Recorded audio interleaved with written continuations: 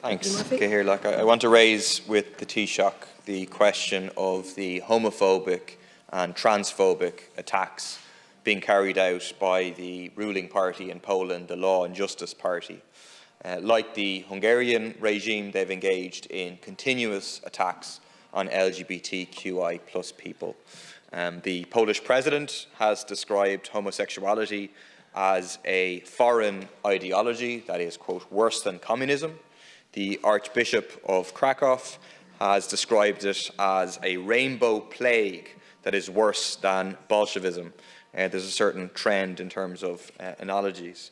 At a national level, there's been restrictions on the right of LGBTQ people to adopt, but the latest is a series of attacks at a regional level, whereby regional councils, overwhelmingly including the ruling party, the Law and Justice Party, have passed resolutions declaring themselves so-called LGBT ideology-free zones.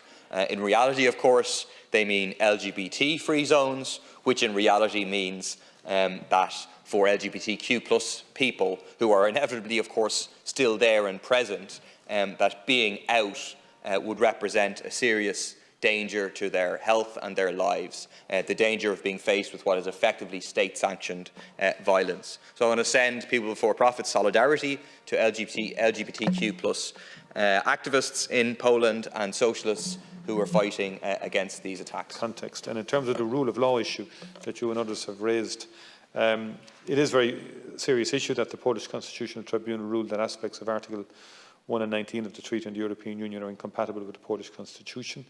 The Union is a union of law and of values. Acceptance of the primacy of EU law is an essential criterion for membership of the European Union. And the existence and prosperity of our single market and the upholding of our common values are both predicated on respect for this core principle.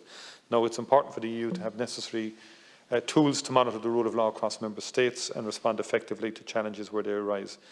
The multi-financial framework Next Generation EU Recovery Fund package finalised last December requires member states allocated funding from the EU budget to respect the rule of law. We've consistently expressed the view that the conditionality regulation to protect the European Union budget is fair, proportionate, serves a legitimate important purpose. And we respect the decision of Poland and Hungary to request the Court of Justice to review the conditionality mechanism's compatibility with EU law. But we do not share their view on this. And we believe the regulation was adopted on a correct legal basis and achieves the necessary balance between fairness to member states and installing a more rigorous regime for proper disbursement of the EU's budget. And Ireland is one of 10 member states that have made an intervention in the case in favour of the regulation's validity.